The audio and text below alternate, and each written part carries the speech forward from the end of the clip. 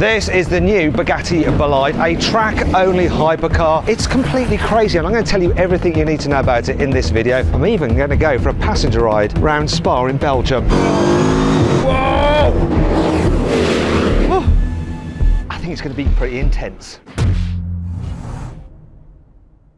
Now you might think this car is based on the Chiron. It's not. It's got a completely bespoke chassis created by a team called Delara. They make Formula 2 cars, and the idea is that this meets the FIA standards for Le Mans hypercars. Now crash testing for track-only hypercars is quite different than for road cars. Reason being, they have to be able to absorb much greater impacts because of the speeds that these things are actually doing out on the track. For example, the Bolide's carbon fibre monocoque can withstand 12 tonnes of crushing force on its roof, and the crazy X-Wing style rear bodywork can take 6 tonnes of force in case you have a rear end shunt. Even the headrest supports are able to cope with 700 kilograms pushing down on them, and all these components had to be engineered from scratch exclusively for this car. Now what is shared with the Chiron is the engine, so it's an 8-litre quad turbo. It's the one, the Bugatti Chiron Super Sport. So you've got 1600 horsepower, 1600 newton meters of torque, driving all 4 wheels via a 7-speed dual clutch automatic gearbox. It has straight cut gears. One of the things about this car is it's lighter than the Chiron. Dry weight is 1,450 kilograms. Add in fluids and a driver, you're talking 1,600 kilograms, so your power to weight ratio is 1,000 horsepower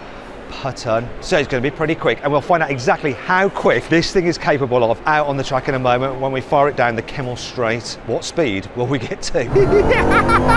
Bugatti says the official top speed is 236 miles an hour, which means it's actually one of the slowest modern Bugattis. But there's a very good reason for this: tyre loading. If you drive a Chiron SS at 300 miles an hour, the tyres are spinning so quickly that the rubber experiences G-forces roughly 6,000 times stronger than Earth's gravity. This means the tiny 2.5 gram valve cap is pushing against the wheel with over 10 kilograms of force. The Bolide has more than enough power to match the Chiron SS, but unlike the Chiron SS, it also generates almost 3,000 kilograms of downforce. That's about the same as a modern Formula 1 car, and this is a problem because the tyres aren't able to cope with high-speed rotational forces and a 3-ton load from all the extra downforce. It'd be like fitting the tyres from a 1-ton Volkswagen Polo to a fully loaded 3-ton Audi Q7, then blasting down the motorway at full tilt. So, to keep owners safe, Bugatti has limited the Bolide's top speed to that 236 miles an hour to protect its track-focused slick tyres. To be fair, that's still more than enough for most racetracks,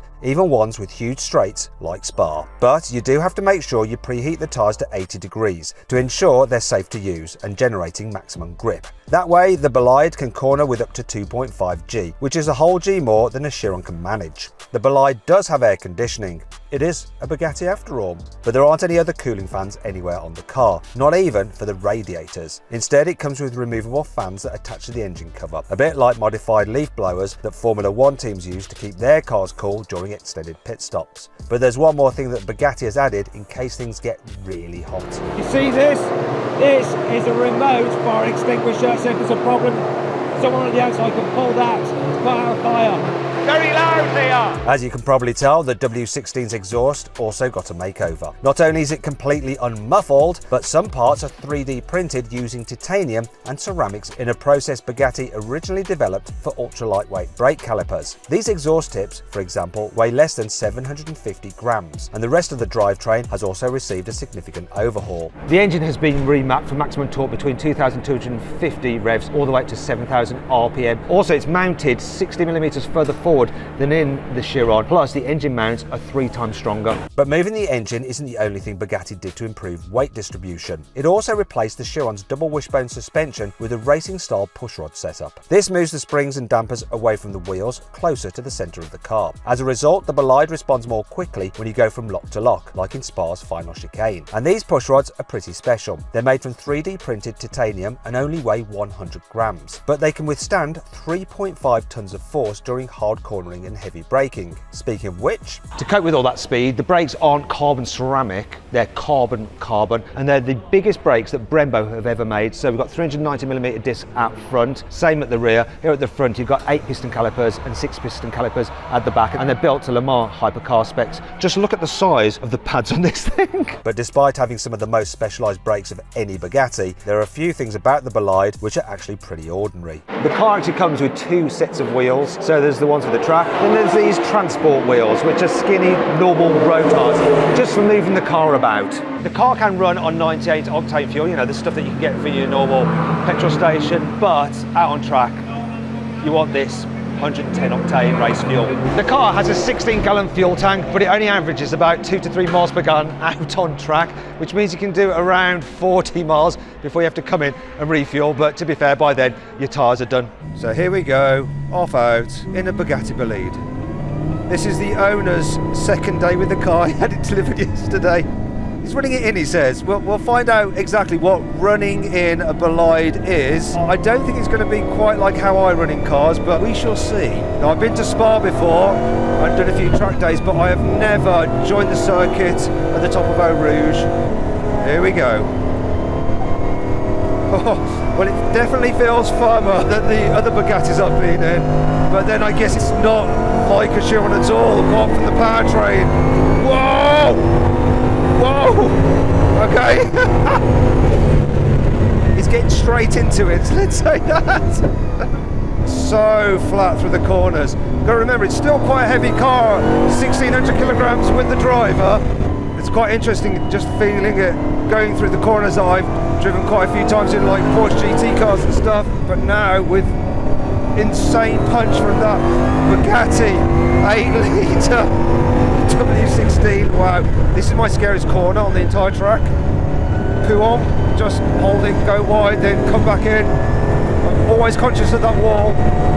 Wow, the way this grips. Whee! My goodness. Just the thrust this thing gets. Like now, as we're going to come out the corner, there, just feeding that W16. We're coming to another part of the track which is high speed, quite scary, Blanchimont. We're going to be coming around to it in a moment. And it's going to be interesting to see just how this Bugatti engine pulls here. Whoa! We've got what looks like a Ferrari challenge car in front of us, and the way it just closed the gap on it then on the straight is quite insane. Oh, this is the corner. Whee! Here we go. You notice quite early braking in this car because of the weight and the speed that you're carrying. Oh, it's right in the curbs well. And here we go, watch this, watch this, watch this. God, here we go. Look at it just getting off Ferrari. I hope he's seen us, otherwise this would be an expensive collision. And now we're coming down for Eau Rouge. I'm just going to say a little prayer. Whoa. So yeah, that's quite early braking because of the weight of the car. Whoa. Holds really well. Oh, and then this grunt. My goodness, I'm trying to look over to see the speed. I've no idea. What's that? We hit 300. 340, I'm sorry. 340 kilometers per hour is actually 211 miles an hour, which interestingly is 1 mile an hour slower than I managed at the Bugatti Chiron SS on the Autobahn. Anyway, the Chiron just wouldn't be as quick as the Bolide round this track. In fact, it's starting to mess with my head. Looking away from the track has made me feel slightly disorientated. What's really strange about this is just the time between the corners is so much shorter than anything else I've ever been in on this track. It's just straights just over so soon. And the driver's getting into his stride now. I dread to think the speed we're going through there. Normally when you're on a track, it can hide the performance of a car, but this car just has so much power that it doesn't matter. I'm not even driving this thing, right? And I'm going to need a break and a sit down after this. Oh, we've got a red flag. Right, I feel all a little bit discombobulated now. So the driver's just telling me that when we were out, the brake's got up to 650 degrees centigrade and they need to be cooled down to 350, but we've got a red flag, we've got to go in. We need to get them down to that temperature before we go in, otherwise we'll damage them. So what temperature are we at now? That was so quick. We're talking like about 400 meters and they dropped 300 degrees. So the owner says he's only had it for a day, so he doesn't actually know the cost of it yet. But that'll come in sure enough. But every part of a Bugatti is bound to be expensive because each car is a multi-million-pound investment. This bolide, for example, costs around £4.2 million after tax, and Bugatti will only make 40 of them. But it's more than just a billionaire's track toy. It's also the last hurrah for Bugatti's iconic quad-turbo W16 engine, which is getting replaced by a bonkers naturally aspirated V16 in the new Tourbillon hybrid. But based on my passenger ride, that engine has a lot to live up to. That was quite an experience, just feeling the performance of that engine. I've not been on Spa in anything like that. Just the way it builds power. What an experience. Whew.